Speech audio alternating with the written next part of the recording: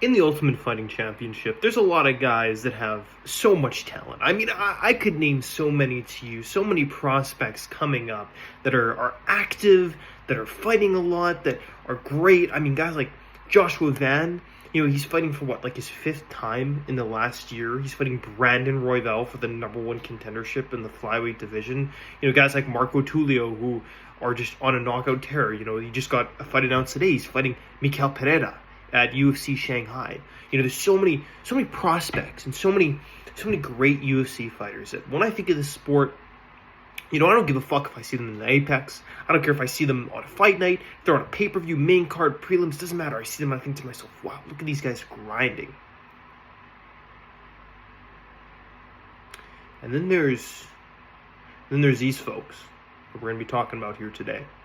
See, now there's some guys that aren't just in the UFC, all right? They're not just part of this company. They're not just, here, but they're ranked. And some of these guys haven't fought since I've become a fan of this sport, or are just on such terrible losing streaks that it makes me wonder, A, why are you still fighting? And B, how are you still ranked? Some of these guys, I think you could put fucking Lucas Tracy in the octagon with them, and he's taken them out. Like, it's crazy to me. So, the question I'm posing today, why are these guys still ranked? Let's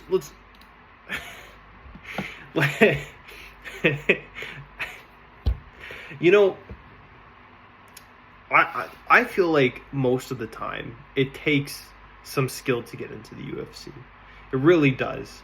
And I think Tai Tuivasa was a guy at one point that had a lot of skill. He did something that John Jones can do. He dropped Cyril Gane. You didn't see Jones do that in his fight against Gane.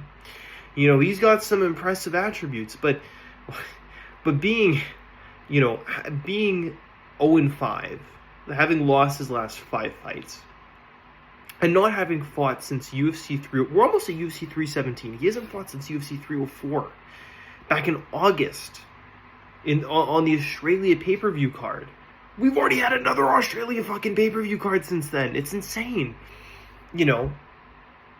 So he's been very inactive. He's on a 5-fight losing streak, and he's still ranked at number 11 in the heavyweight division, which just goes to show you how shallow, how shitty of a division it is.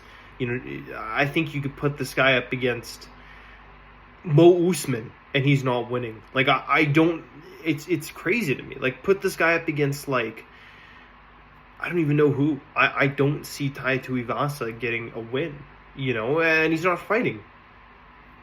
And I think something else to mention is he recently, well, not recently, a little while ago, did an interview and stated that he was sitting at 308 pounds. Like, I understand that heavyweights, like, you can just fight at whatever weight you want, but dude, how are you a professional athlete? How do you compete in a sport? This is a combat sport. Like, how do you do it? It doesn't make any sense. Like, I think you put him up against Justin Tafa, and Justin Tafa could beat him. Like, I genuinely don't see any skill. I don't see any future for this guy in the UFC. And the fact that he's still ranked, the fact that, he's still number 11 in the heavyweight division is just absolutely insane to me. That's it for Bam Bam here, all right? We're never seeing him do a shoey ever again, which is kind of unfortunate.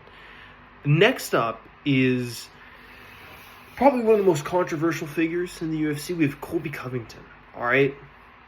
Now, Colby did fight semi-recently. I say semi-recently, even though it was 6 months ago now. Yeah, think about that. 6 months to the date, December 14th, 2024. 6 months later, here he is, still no fight, nothing about him. And before that, I think Jesus Christ, sorry. I think the last time he had fought was when he beat Jorge Masvidal, I think it was, back at UFC 280-something.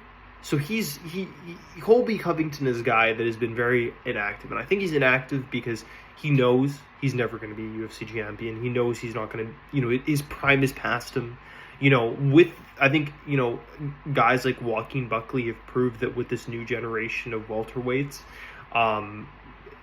there's just no comparison between them. I mean, Colby's a guy that, like, you put him up against a guy like Randy Brown, And I don't know if he's winning that fight.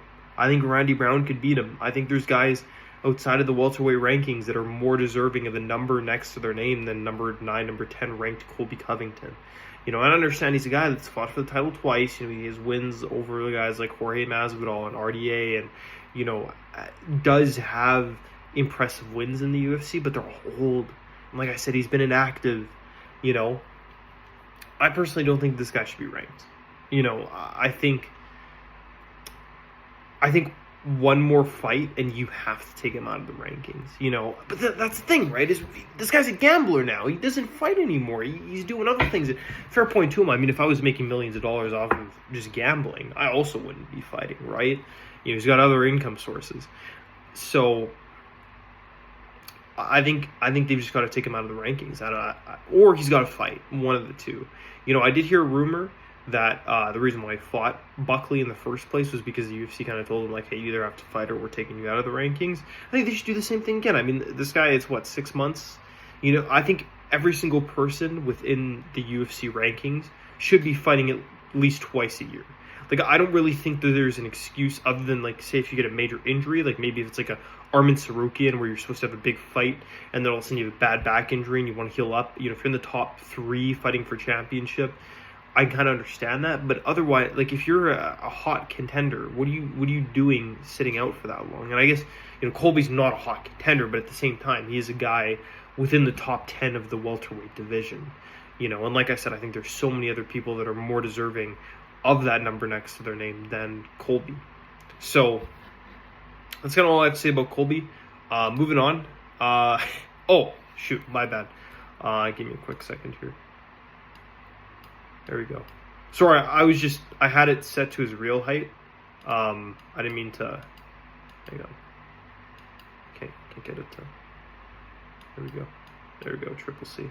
Attaboy. Henry Cejudo. You know, it's funny because I remember when I was first starting to get into MMA, right, and started watching the UFC. I remember it was around the time that Henry Cejudo had become a double champion. I remember thinking, like, looking at this, like, damn, look at this guy. He's a short, low man. He's serious flyweight champion, bantamweight champion, you know, crazy stuff, right? And then he decides to go and retire. So I never really got to watch many of his fights where he won. Henry Cejudo hasn't won a fight in 5 years. That is half of a decade. That is literally, like, this man has not won a fight since, like, prime COVID started. Like, this man last won a fight when I was just entering in high school and I'm almost done university. Like, he has not won a fight in so long. And I understand he fought recently against Song Yadong. It was kind of a weird fight, and, you know, it was, you know, had to go to an early decision. He lost because of the eye pokes, and it should have technically been a DQ. And I understand it was kind of confusing there, but what I'm saying is, look, we have a guy who, yes, he's a double champion, but he hasn't won a fight in 5 years. I can't make an argument of having somebody to be a top 10 contender in a division if you haven't won a fight in 5 years. That is insane to me, you know. And it's not like, you know, in comparison to a division like the welterweight division, the bantamweight division doesn't have, in my opinion at least, that many hot prospects, you know, that could take a top 10 ranking. So for this, I can kind of understand why he's not out of the rankings yet, or not lower, but I just, you know, like, come on, dude. Like, I think there are guys who could be above him, you know, guys more deserving, even in the bantamweight division, to be ranked instead of Henry Cejudo. And I think it really comes down to that fact again of, you know, he hasn't won in 5 years, which is just ridiculous.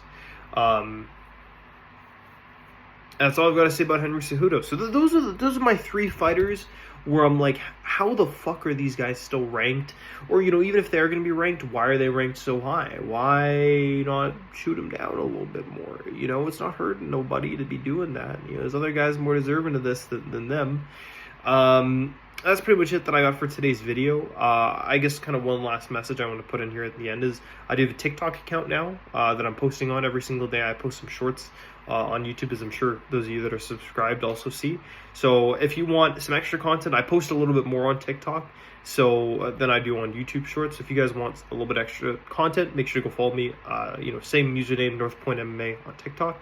But until then, I hope you guys enjoy the video. Make sure to like and subscribe, and I hope you have a great day.